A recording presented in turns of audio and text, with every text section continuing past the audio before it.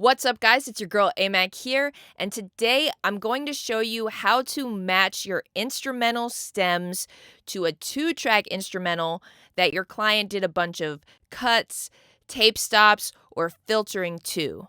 Normally, you'd like your client to send you the arrangement exactly how it is in the rough, but sometimes that doesn't happen. So I'm going to give you 3 tools and techniques that I use to help me match the stems to the instrumental.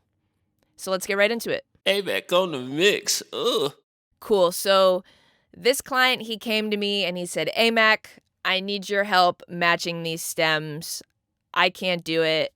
And I was like, "All right, no problem." And then I listened to it and I was like, wow, there's a lot of things for me to catch in here, which makes it the perfect tutorial. And I had a lot of fun with it, so I'm really grateful for it. So the first technique that I use is automation. So in this instance, we're doing a bunch of filtering and it's kind of going back and forth. So that was a lot easier to make happen by using automation in this case. So let's listen to the 2-track and see what we're trying to accomplish.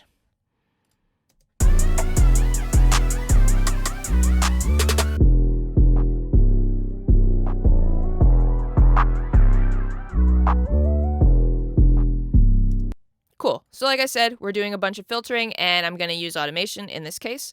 So let's go down. So I'm going to show you really quick how to actually add automation lanes because they don't just immediately appear when you put a plugin on. You actually have to add them in Pro Tools. So let me just pick a random plugin really quick. So now that the one knob is here, again, if I go into this drop-down menu, the one knob filter is there, but the one knob driver is not. So how do I get my automation lanes there? So there are 2 ways. My favorite is to use the 3 magic keys, which is Control, Option, Command, and then you just click right on it. And as you can see, it says Enable Automation. The other way is for you to go right up here and click this little folder, which is the plugin automation folder.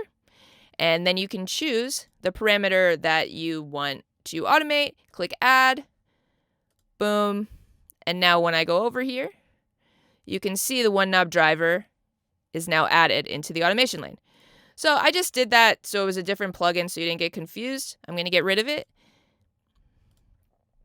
And as you can see here, so I actually have 2 automation lanes for the one knob filter. I have the actual knob,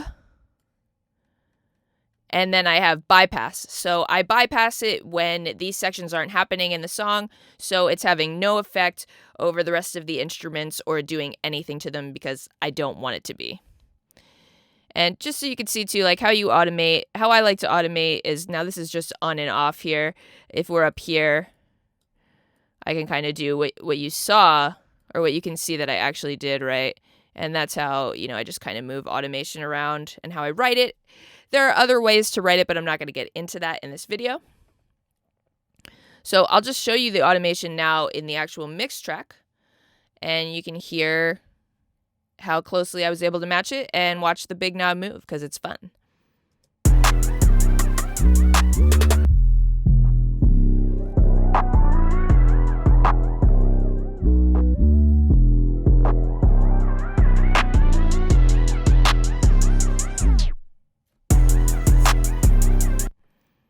Awesome. So it was really close. Client was really happy with it. It was just, kind of just trial and error, trying to figure it out. And because this is even a lot of times when you're doing a filter, like it'll just start really low and then it'll just shoot right to the top. But this one goes up and back down. So it was a little more complicated, which made it more fun for me. So that's number 1, which is automation. And now number 2, we're going to talk about is my BFF Audio Suite. I really love Audio Suite. It's one of the things that I really think sets Pro Tools apart from a lot of other DAWs, especially for editing in the way that we're about to. So you just go up here. Audio Suite is just a file menu. And here are all of your plugins that you own. And what happens is that you actually choose one. Let me just choose, we'll choose Verify because that's what I'm about to use anyway. And now I highlight my clips here, and whatever is highlighted, when I use whatever plugin is here and click render, as you can see, it now rendered the clips. So it committed this effect to all the clips that I had highlighted, which is just fire and makes what we're doing right now so easy.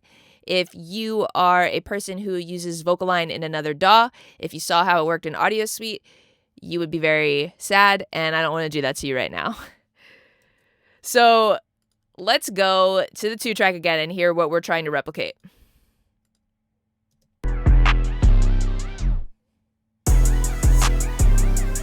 So as you can hear, there's a tape stop and then just a cutout. So that's what we have to do. Now, when you're doing Audio Suite stuff in this way, and where we're trying to make the stems sound just like the 2-track, we're going to group the whole beat so that everything we're doing is happening to the entire beat, because that's how it happened to the 2-track. So I'll just show you, on the actual beat, that you can see I have it in a group and my entire beat is highlighted all the way down. So I'm just going to pull it out so I can now recreate what had happened.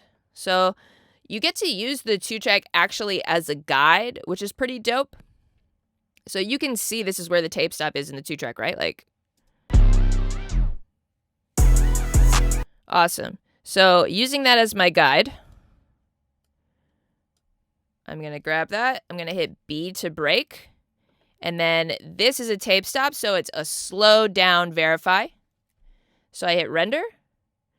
And there's no audio up here, but you can see later that it did the verify. You're going to hear it. And then I'm actually going to highlight the next part because that's where the break is. And I'm going to mute it. And now I'm going to play the mix.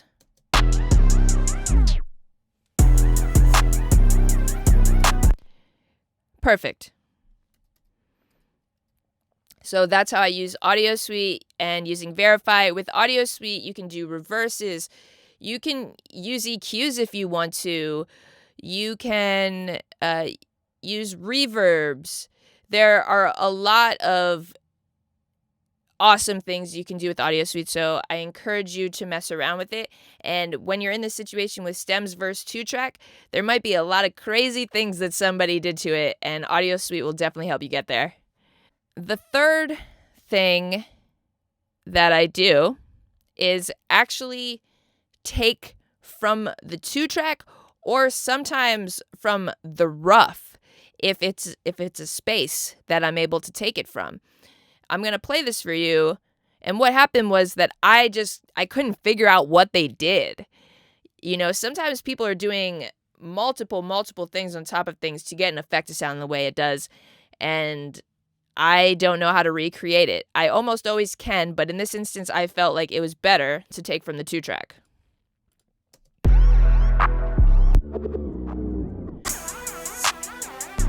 Two-tone spider. So it sounds like some kind of reverse, slowing down. You know, I tried a few things. Again, I just decided that it would be better to keep the feeling exactly the same because everything I tried was just not doing it. So you can see I did it right here. All I did was cut this option, drag it down. I send it, to my all instruments and treat it as part of the beat. You got to be careful with this because now it's nowhere near the same mix as the rest of the stems. But in this instance, it didn't matter. It didn't feel like it wasn't part of the beat. It didn't feel like it wasn't part of the arrangement. It felt right. It felt better. And my client was super happy. And that's all you can ever ask for. There were as you can see, look, there were so many cuts and stuff that I had to do in here. A lot of tape stops, using Verify actually the other way, which I'll show you that really quick before I go.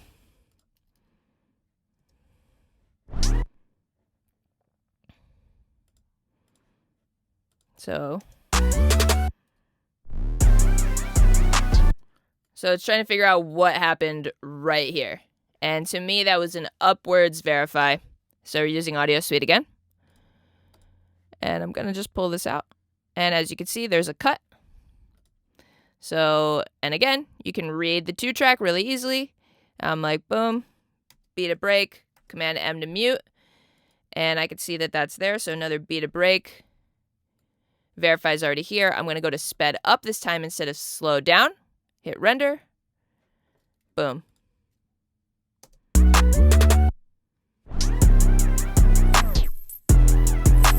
Perfect. And then, yeah, I had to do a tape stop and a break right there again.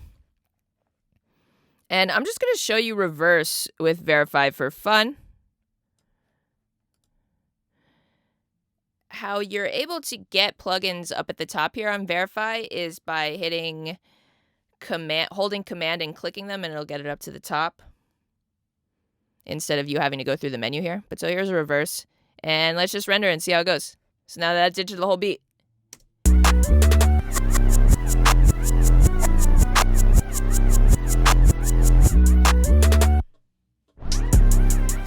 I didn't hit that very well, but I just wanted to show you like that was a possibility, because a lot of the times people will do that to their 2-tracks as well, just throw a reverse on it like that. So I thought it was helpful.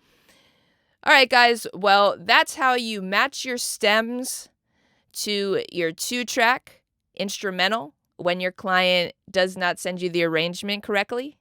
You can use automation, you can use Audio Suite, and you can actually use the 2-track itself to maintain the feeling of the song, which is always the most important. I hope this was helpful for you guys. If you have any questions about it, please leave a comment below. Please like and subscribe. Tell your friends. I'm aiming to just do 1 video a month right now, sometimes 2. I appreciate you guys staying on my videos. I appreciate you watching them. And that's all I got for you today. Peace.